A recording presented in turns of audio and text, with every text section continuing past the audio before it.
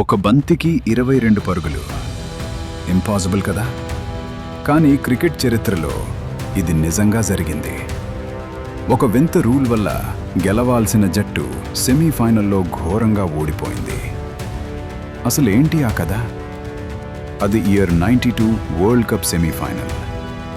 ఇంగ్లాండ్పై South Africa అద్భుతంగా ఆడుతోంది. గెలవటానికి 13 బంతుల్లో 22 పరుగులు కావాలి. చేతిలో వికెట్లు ఉన్నాయి. క్రీజ్లో సెట్ అయిన బ్యాటర్లు ఉన్నారు. సౌత్ ఆఫ్రికా విజయం ఖాయమని అందరూ ఫిక్స్ అయ్యారు. సరిగ్గా అప్పుడే వర్షం పడింది. కేవలం 12 నిమిషాలు మాత్రమే. వర్షం తగ్గాక ప్లేయర్స్ గ్రౌండ్లోకి వచ్చారు.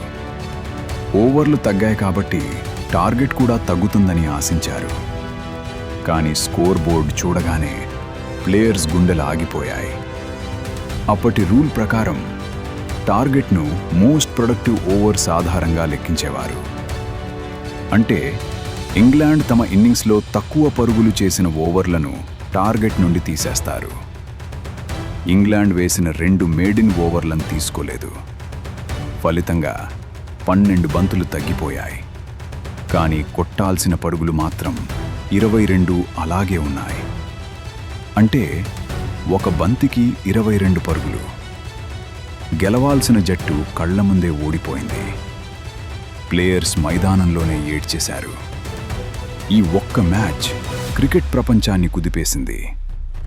ఈ అన్యాయం వల్లే తర్వాత డక్వర్త్ లూయిస్ పద్ధతి వచ్చింది.